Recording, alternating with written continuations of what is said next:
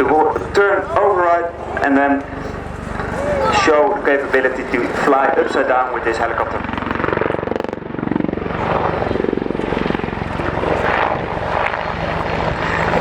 Good cooperation between the two crew members, absolutely vital for flying a display such as this. Yeah, indeed, the Apache helicopters are always flying with two pilots, and this air show of the R.I.A.T. 1 will demonstrate that. The backseater, Wally, he will fly most of the maneuvers, while the other pilot, Kaz, is managing the power to fly at the limits of the Apache helicopter. Normally, of course, the front seater plays a very important role in wartime, don't they? Indeed. The front seater is normally the pilot in command. He will look with the sensors and aim the weapon systems. But during this demonstration, the roles are switched, and the front seater is managing the power to get all the power out of the Apache and managing the engine systems.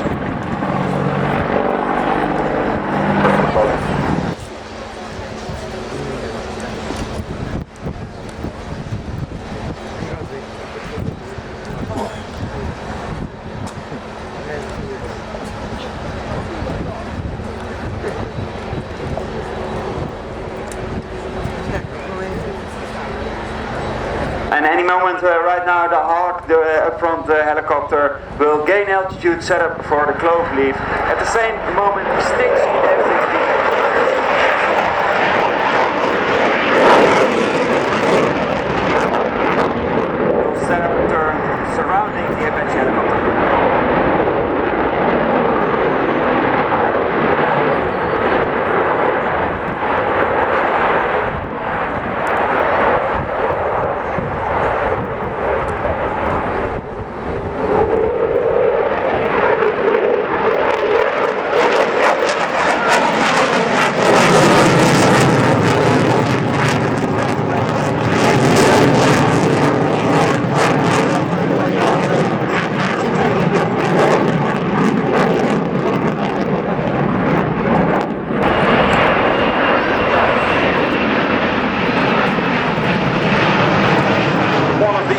Air-to-air refueling tanker aircraft in the world, making a very sporting departure to leave the stage clear for the 2013 Royal Air Force short Tucano display, and here to talk you through that, Flight Lieutenant Dave Kirby. Dave, welcome to R.I.A.T.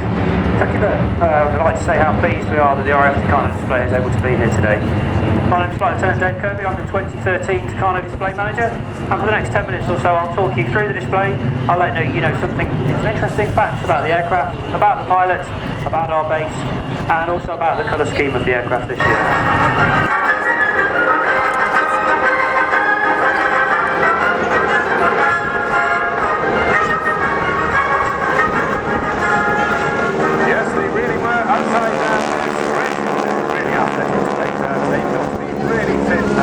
Well, we mentioned Vic there, yes, he's no newcomer to the aerobatic world. When he was young, he wasn't so much an academic, he just liked to get out and have fun, liked his racing cars, but he was far too young to actually take to the track. He wasn't even 16. He bought himself as Lynn at an early age, got into aerobatics, well known on the circuit, and here he is now with over 4,100 hours. Like your normal landing, where you back the power.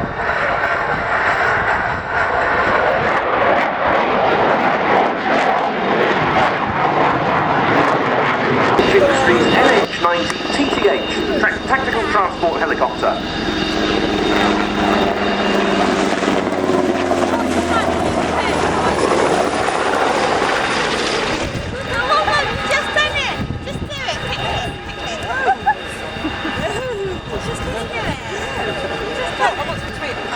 This isn't a type that we've seen in the flying display here before. It was a multinational collaborative program that began in the mid-80s that led to this machine. NH Industries today brings together Eurocopter, Augusta Westland and Fokker Aerostructures. Two variants have been developed. This, as I said, is the TTH, the Tactical Transport Helicopter. There's also the NFH version. That stands for NATO Frigate Helicopter. And while this is a standard NH-90, there's also a so-called variety of roles, transporting lifting loads both internally and externally. They carry out search and rescue missions, casualty or medical evacuation, sorties, combat search and rescue. They can act as command posts, VIP transport. Basically, whatever you want this helicopter to do, it can do. Can it go into space?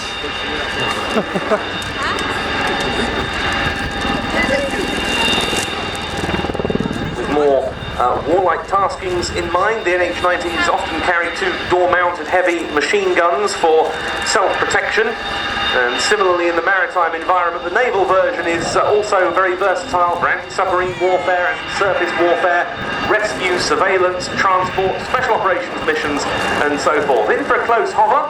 Good look at the aircraft here.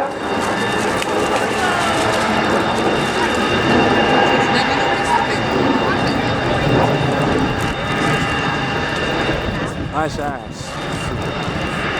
That is Captain Alberto Marconi and two refueling system operators, warrant officers Gabriele Luca and Emilio Scuncio.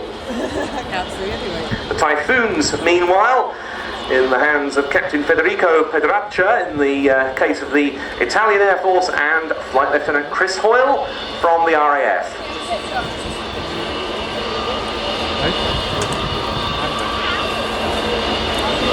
Oh shit, I lost it.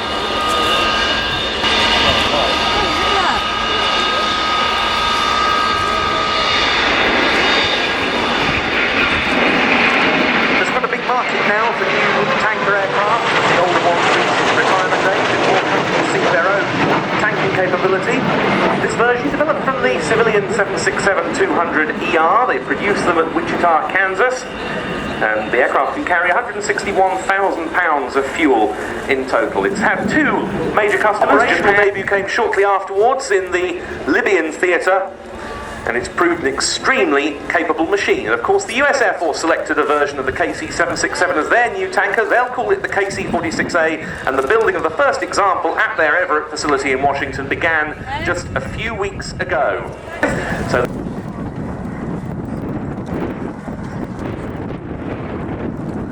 the special display market. I expect this to be the helicopter equivalent of the stall turn, the pedal turn. Nicely round to the right. And coming in again for another of those tiger turns, this time through 270 degrees.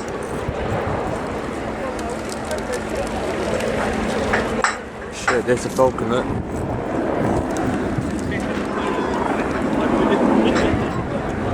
Turns, in fact,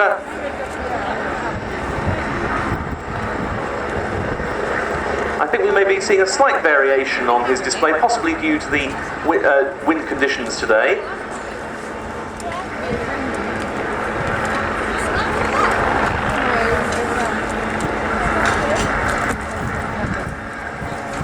Right, here he goes. Here come the two 360-degree reverse turns. Come back in for her display. She's starting her takeoff roll now. Avro Vulcan B2, Spirit of Great Britain.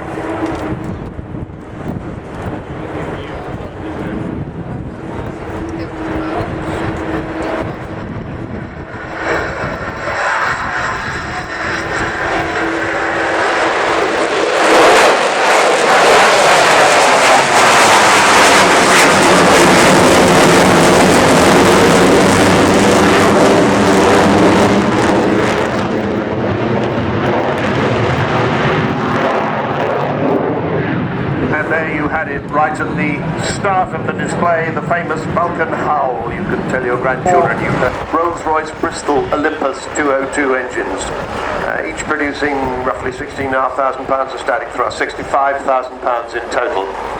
And of course, a sporting takeoff from the Vulcan. She's much lighter than she was when she was in operational service, had lots of operational equipment removed. Also, she doesn't have two stout navigators down the back, which always helps reduce the Bombay. As she comes back this time, I expect to see the Bombay closing. She's got very good binoculars, you might be able to read the odd name in there. Bombay closing now. Opened and closed by Phil Davis.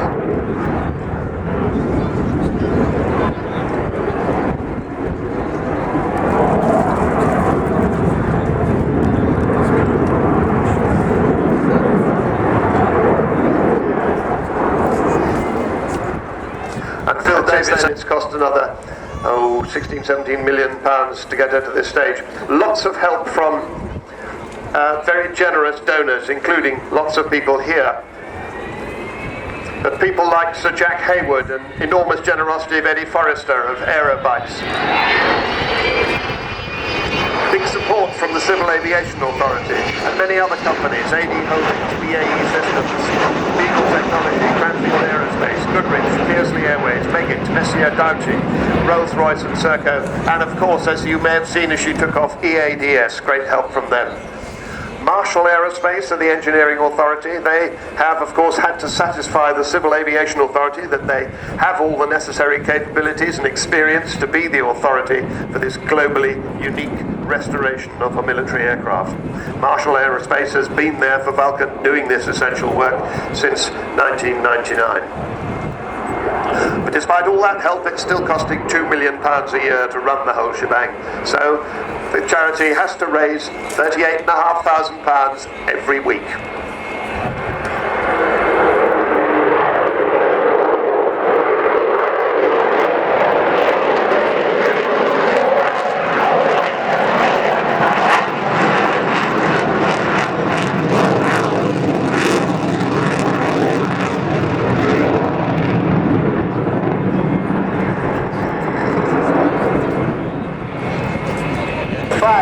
Aircrafts behind ready for the formation takeoff of Frecce Tricolori. Just a few seconds, over 200 kilometers per hour on Fairford airfield, and we are going up to the sky, light on. So please, ladies and gentlemen, don't miss the opportunity to take another incredible picture.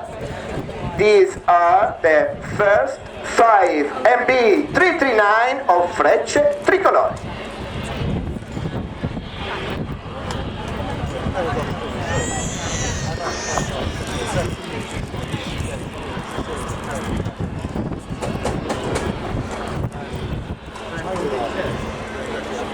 There you go.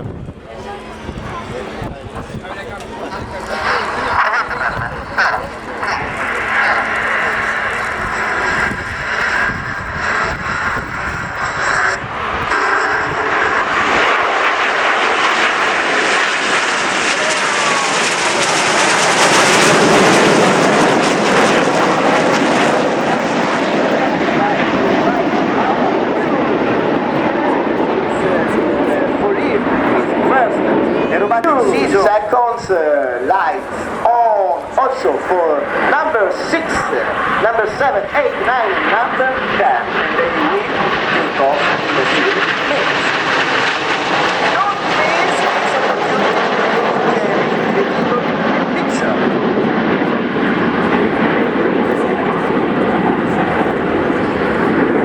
Smoke on the left side of the Fairford airfield, light.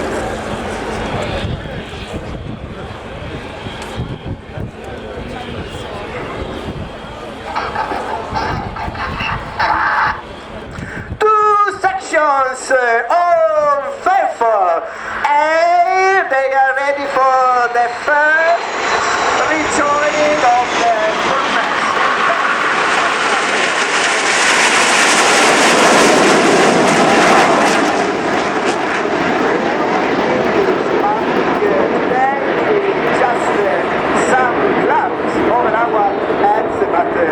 We really hope to enjoy another incredible display. So please, ladies and